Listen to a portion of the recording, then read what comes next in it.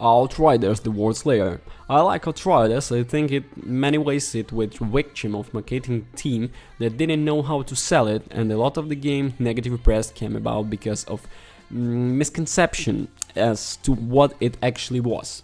The reality is this Outriders is much closer to the Gears of War than its Destiny, and those looking for the lighter based on PR promos is very obviously disappointing.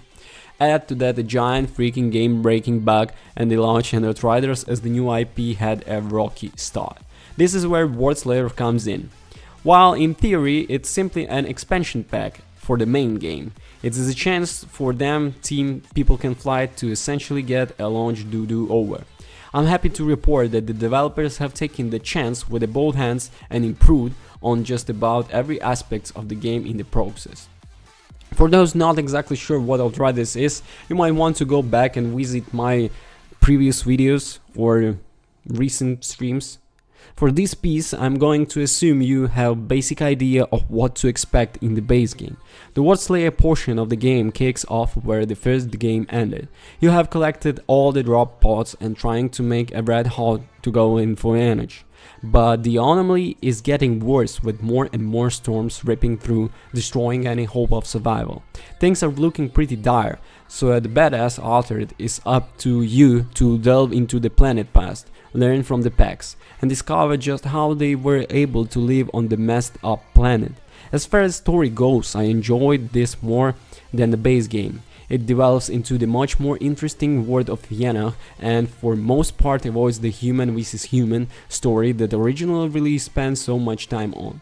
People Can Fly have created a fascinating world with a deep lore and tragic backstory, so I was very pleased for myself exploring that in great detail. It was such a shame that developers had created the world, and instead of exploring it, we spent the majority of the first game going toe to toe with the humans. Here we have a deep look on what makes world tick and just how much more it's to discover. Gameplay wise things are much better and safe here, only for Revenant. A lot of the original release niggles and rough the edges have been buffed up, the difficulty balance has been given a much needed once over.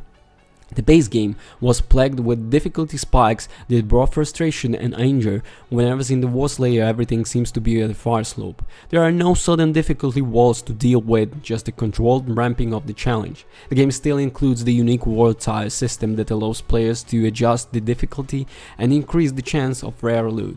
It has been adjusted to take into account people that have finished the game and adds more variables to that equation. It is a nice feature for those looking for the push themselves through the higher world tires and crushing for a single players. I found a comfortable spot at the world tire 7 where I was being offered a good, satisfying challenge without feeling like I was banishing my head against an unstoppable horde of enemies. One thing World Slayer does really well in the boss battles. Every boss battle here is balanced, challenging and satisfying in all fair way. These battles feel like a true test of skill and easily surpass the boss battles in the base game. The final boss battle was so much fun I immediately replied is a higher tier, and this is such a rare thing for the boss battles in any game. Let alone something like this, and it's clear that people can fly through long hard about just to make themselves and quarters rewarding and balanced. Once the story has been complemented, players are given access to roguelike portion of the game, which seems to be a trend for these sort of AAA releases these days. In this instance, however, it is something a bit more than normal. This part of the game has players exploring the ruins of the Pax civilization, discovering more and more about the world, the anomaly and just how the things came to be as they are. And in my mind, it is just an essential to the story of the game, as the main campaign is absolutely worth your time. When this mode has been completed, the game lovers with a huge story tease as to where the gameplay go in the future release, and while I won't reveal what that is, just knowing it was something I didn't see coming yet totally appropriate to the franchise. Perhaps the thing that I'm disappointed about the most of this is new to the Outrider class to play with. I think it's missed opportunity to introduce a new type of Outrider to complement the existing 4 classes. Giving players a new skill set to explore world have been a nice cherry on the top of what is a great extension of the series. The other hand, I'm a little disappointed is the new enemy types. Apart from the bosses, there are only a couple of the run-of-the-mill enemy types that add little in the way of the variety. They all seem very simply variation of existing enemies, even if they look significantly different. A new enemy type that mixed up the combat a little would have been welcome, because as good as the combat is, it's repetitive, so more variety would have been nice.